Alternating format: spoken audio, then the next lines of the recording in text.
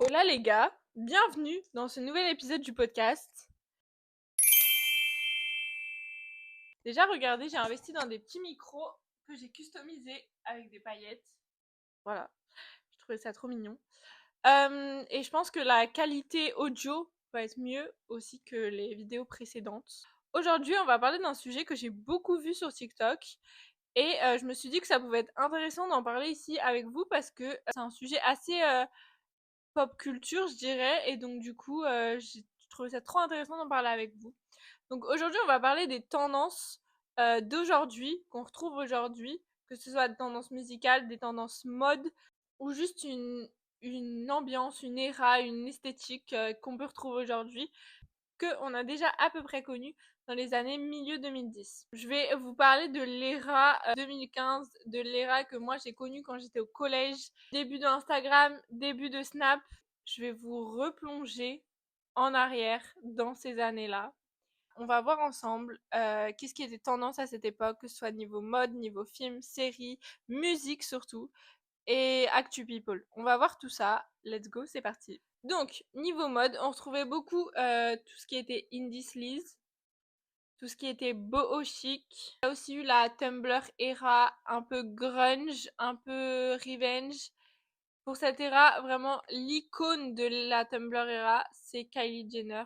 Quand elle avait les cheveux verts et tout ça, c'était vraiment l'icône de la Tumblr era. Dans les moodboards de cette époque, on retrouvait aussi beaucoup les maillots de bain de la marque Triangle. C'était les maillots de bain fluo.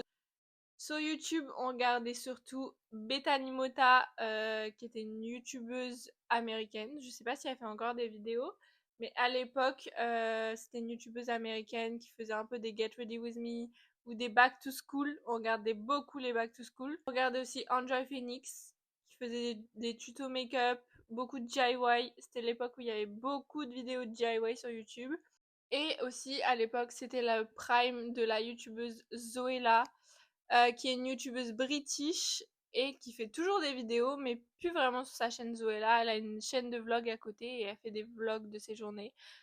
Après, je vous en ai cité que 3, mais bien évidemment, il y en avait beaucoup plus, mais je pourrais pas tous les citer parce qu'il y en avait tellement. Niveau application, c'était aussi le début de Snapchat, donc c'était le moment où tout le monde utilisait le filtre chien et le filtre couronne de fleurs. C'était aussi le moment où vraiment tout le monde avait Snap, tout le monde se parlait sur Snap et tout le monde faisait beaucoup de stories sur Snap.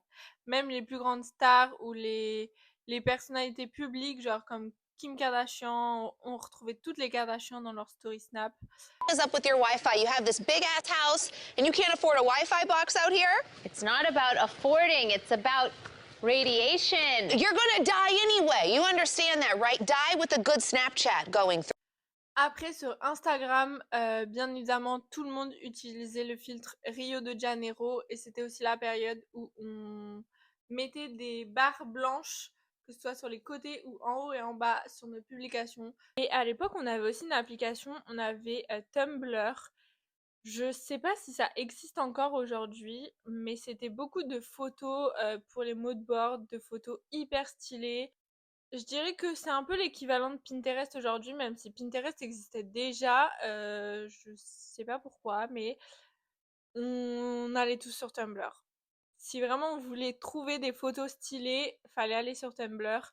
Au niveau des couples de l'époque qui faisaient un peu polémique et genre qui étaient un peu actu people, on va dire, on avait Kendall Jenner et Harry Styles. Oui, oui, vous avez bien entendu. Kendall Jenner et Harry Styles. Pour moi, c'est un couple déjà totalement improbable. On avait aussi le couple de Tyler Swift et Calvin Harris, qui a donné naissance d'ailleurs à la chanson This is what you came for, mais qui a été écrite par Tyler Swift, pour votre information. Après, c'était aussi la période du couple de Bella Hadid avec The Weeknd, qui sont restés très longtemps ensemble, mais ils sont restés vraiment... c'était vraiment dans cette époque-là. Et on a aussi la sœur de la fratrie Hadid, Gigi Hadid, qui était en couple avec Zayn Malik, un des chanteurs de One Direction. Et d'ailleurs, eux aussi sont restés très longtemps ensemble et ont eu une petite fille pendant le confinement, je crois que c'est deux. C'est aussi l'époque du fameux Ice Bucket Challenge, qui à l'époque était du coup le concept de se renverser un seau d'eau glacée sur la tête, tout ça en vidéo. Et il me semble que ça avait un but, c'était pour ramasser des fonds pour une maladie. Alors attendez, je vais regarder quelle maladie. Donc c'était pour amasser des fonds et informer le plus de gens possible à propos de la maladie de la sclérose latérale amyotrophique, qu'ils appellent aussi la SLA. C'était aussi l'époque où on voyait beaucoup de shows Victoria's Secret, donc les défilés Victoria's Secret, où il y avait énormément de stars qui étaient invitées à chanter pendant que les mannequins défilaient. Donc on a eu, il me semble, on a eu Justin Bieber, on a eu Taylor Swift, on a eu Selena Gomez, il y a eu énormément de chanteurs, je pourrais pas tous vous les citer, mais en tout cas c'était la période des shows Victoria's Secret où il y avait vraiment des pop stars qui venaient chanter sur la scène pendant que les mannequins défilaient à côté des stars. Alors, niveau musique, on avait dans nos playlists, on avait du Ed Sheeran avec l'album X qui est sorti en 2014. On avait du Selena Gomez avec l'album Same Old Love. Je sais pas si c'est l'album qui s'appelle Same Old Love. Après, on avait l'album de Justin Bieber aussi. Par contre, attendez, parce que je sais pas comment ça se prononce le nom de son album. Purpose. Voilà, c'était le nom de l'album. C'est l'album où on retrouve la musique Sorry, What Do You Mean, Love Yourself.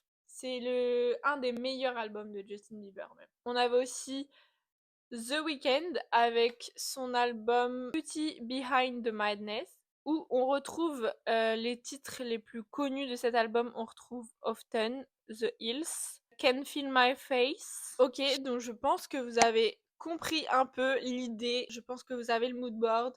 Si vous l'avez pas, je vous le mets ici. Et maintenant, on va passer aux tendances d'aujourd'hui et on va faire un lien avec les tendances d'avant. Donc, maintenant, retour dans le présent, on revient en 2025. On va commencer par parler des actus mode qu'on retrouve beaucoup cette année, qu'on a pu voir un petit peu, surtout à Coachella, et un petit peu là, niveau printemps, et les prochaines tendances pour cet été. On a beaucoup de franges, de tout ce qui est cow-boy, un peu la mode cow-boy. On retrouve aussi beaucoup du boho chic. On retrouve aussi un petit peu de couleurs plutôt flashy.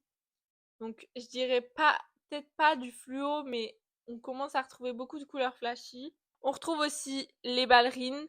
On a pu voir aussi le motif à pois et le motif léopard qui font leur grand retour. Même si je pense que le motif léopard n'est jamais parti. Mais bon.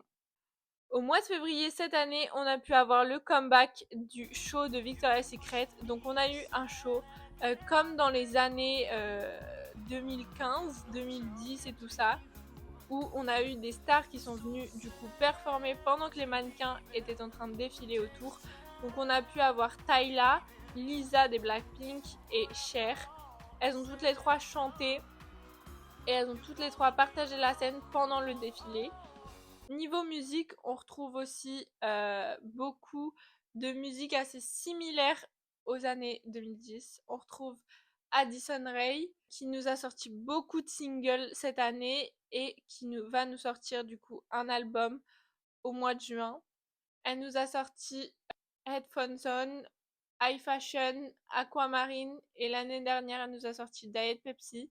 On retrouve aussi Lorde qui, elle, pareil, était beaucoup là, plus dans les années 2012, je dirais. Elle nous a sorti un nouveau son il y a pas très longtemps qui s'appelle What Was That. Donc, est-ce que ça veut dire qu'on va potentiellement avoir un album de Lorde pour cet été? Peut-être. Mais en tout cas, ce son What Was That, ça sent vraiment le son de l'été. Et on a aussi Selena Gomez qui a fait son grand retour cette année où son album est très varié. On peut retrouver des musiques en espagnol, des musiques qui sont totalement Selena Gomez Clouded. Il y a aussi une musique qui est pas du tout son style mais qui lui va très bien. C'est une musique qui a été faite en collaboration avec Charli XCX qui s'appelle Blue as Flame.